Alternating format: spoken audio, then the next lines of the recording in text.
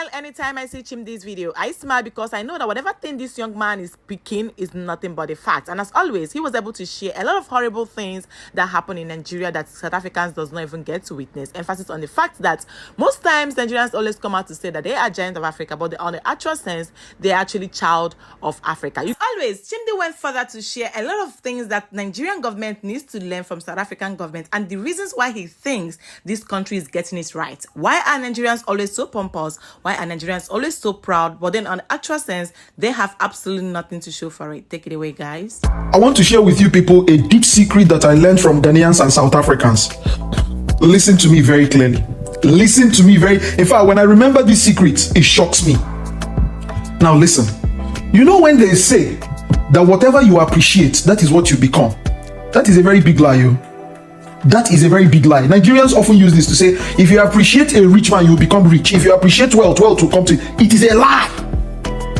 It is a very big lie. If you come to Nigeria, the people that appreciate the rich the most are the poorest ones. And the ones that become rich out of these rich men are the ones that do their dirty jobs. They are not the ones that appreciate them. They are the ones that do their dirty jobs. Very simple. But here is something I learned from Ghanaians and South Africans, people. Listen to me very carefully. Now, the statement goes right this way. Whatsoever you appreciate is what leads you.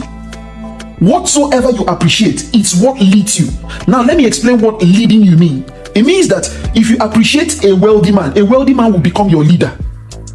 If you appreciate a man with integrity will become your leader. If you appreciate a wise man will become your leader. If you appreciate a man of understanding will become your leader. If you appreciate a man of honor will become your leader. Now that you know this, you can now ask yourself a very simple question. What is the result of any society that appreciates a rich man? What is the result of any society that appreciates a wise man? What is the result of any society that appreciates an upright man, a man with integrity, an honorable man, a man with prestige, a man that is purposeful? Do you see where I'm running to? Do you see where I'm getting at? Now, let me now break something to you people. Look at President, His Excellency. Let me start with you because in Ghanaian say please that I should always add His Excellency, and it is my pleasure. Now look at His Excellency, President John Dramani Mahama. Look at him. What category do you think he fell into? A wealthy man or an honorable man? A wealthy man or an upright man? A wealthy man or a wise man? For all we know, His Excellency falls in the place of a wise, honorable, and integritous man.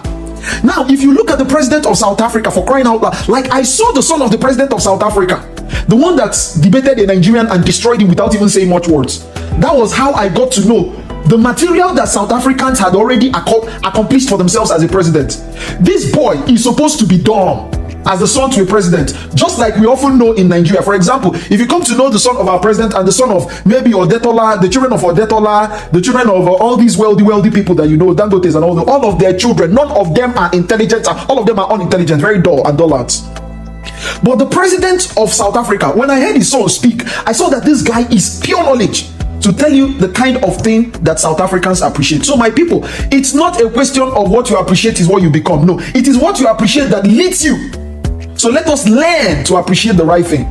Let us learn to appreciate the right thing, the good thing, the integritous thing. Very simple. Thank you. Please watch this. Nigeria is responsible for 90% of all Christian persecution deaths worldwide in the last 5 years. Yeah, it's just incredible. And no one hears about it. No one's talking about it. You know, that's one of the things that I learned reporting on this, is that on the very day that 9/11, that the attacks happened in the United States, the same people who were on those planes, and I mean in the sense of they were carrying the same flag and they were saying the same slogans and they were standing for the same ideology, walked into a village in northern Nigeria and massacred over 200 Christians. And that village was called Rankum, and it was renamed in the language of the Fulani. They took that village and they renamed it Mahanga because it is essentially the command and control center of this genocide. The interesting part is that the Nigerian government knows it. The U.S. government should know it. And if they're paying attention, I hope they know it now. But this is where the majority of terror attacks are staged and launched from. And like I said, everybody in Nigeria knows where it's coming from. They see the terrorists coming in and out of Mahanga. And they chose Mahanga. I mean, translated, the word means watchtower. Watchtower. Because yes. it's on high ground. And it was perfectly positioned for them for what began as a series that's now more than 20 years of attacks. 20 years of attacks, and tens of thousands, no, I say hundreds of thousands, have now been killed, staged from that ground. And wounded and forced out. Now, let's talk about the people that are still alive. They're now in camps called IDP camps, which stands for internally displaced person. And we estimate that there's between 3 to 5 million IDPs right now. These are Christians without homes, without villages, that are living in camps. These are people who've been robbed of everything they had, who've been forced off their land. The Nigerian government won't even acknowledge their existence. No, they won't acknowledge their existence, and this it's a double-edged sword. When the Nigerian government doesn't recognize an IDP camp within their own country, that means there's no UN, that means there's no Red Cross, that means there's no other NGO, official government organization, USAID, or what used to be USAID, means those people get zero help if the Nigerian government doesn't establish and say, this is an official camp. And we know that Nigeria government only recognizes 40% of the camps that exist. So that means 60% of these millions of IDPs get zero help from the outside world. Now, the reason why I actually just play this short video clip for us to really see is to let you understand the fact that everything that is happening about the genocide and a lot of things that are happening in Nigeria, people are seeing it out there. The white community they are seeing it. There's no amount of there's no how the media try to cover it so that people don't know. A lot of people know. The white community, international community, they know these things that are happening. And the reason why they said the Nigerians are the one that made this thing happen to them is because we don't take responsibility of what's happening. Okay? There is no government, there is no institution that will open their eyes and see that their people are being massacred. I've never heard it in any place of the world. I've never heard it before. But it's happening in our place, you know. Now, my message is going to, if the government is actually not doing anything, what about other institutions like the church? Because the reason why I'm even calling the church now is because the people involved are Christians. Do you know that most of these churches are richer than banks? Most of these churches are richer than banks. We just have the church body, which is called CAN, Christian Association of Nigeria. They are just there. They are just there like an effigy, not doing anything concerning what's happening. Because if they're actually doing anything, we'll see it on social media. They are not doing anything. No aids. No aid is given to these people. The internally displaced people are just there, helpless. It's so pathetic. And this same church, the money they claim or they are fronting with today is money they made from these same people's offering and tithes. Now, the offerings and tithes are supposed to be, when it comes to the church, are supposed to be used for the work of God.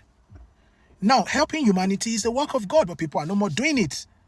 They just use it to enrich themselves, buy private jets, move some money, abroad and all that, and let their family or whoever to live a good life. Meanwhile, people who are the ones that are contributing this money to the church are being displaced and suffering. Well, I will want to end it here, but I will say it that the judgment day is coming. As always, thank you so much, Chimde. Well done for the video shared. I think Chimde is very intelligent. Well, he said he's from a family of lawyers. He's from a family of teachers. So I'm not surprised at how fluent he speaks and how knowledgeable. When you see a smart person speak, you can tell that this person is actually very smart. So kudos to you, Chimde, for adding your 2 cents on the secrets you learned from South Africa. And of course, the secrets you also learned from Ghana. Well done. As a South African watching, let me know in the comments, do you agree with what Chimde said or do you disagree with him? Let's take it down to this video of a man sharing that a lot of problems that are happening right now falls on the hands of Nigeria. And one of the reason why I share this video is because Nigerians are always playing the victim. We always used to playing the victim card. right? Whereas we know exactly what we are doing and what we are trying to achieve from what we are doing. Let's take it down to this video, and one of the things I really loved about the video is that he said the world is watching. When Nigerians are trying to suppress people, trying to silence a lot of citizens, they forget that in the actual sense, the world is watching. They forget that whatever thing that is already, that we speak here, is already on social media. So what we are only doing is to rephrase them, make it probably, and tell people about the things that are happening. But are these things already out there? Are the world already knowing that Nigerians are actually, there are a lot of problems that is happening? The videos are quite self-explanatory, and I believe that if you watch up until now, you do know exactly what this man was saying and where he was trying to achieving. I just love Nigerians that are sincere, because I understand the fact that some people, mostly Ghanaians, South Africans, some other countries perceive Nigeria differently. But when we have some good, sincere Nigerians speak up, like the likes of Chimdi and every other person that reacts on trends happening in South Africa and in Nigeria, I kind of like it, because on the actual sense, these guys are speaking nothing but the truth. I would like to know what you guys think in the comments. If this is your first time coming across my face, my name is Julie. You're welcome to Julie Harrison Reacts. Don't make you subscribe, and I'll see you guys in my next one. Stay happy, be kind, and be blessed. Bye guys.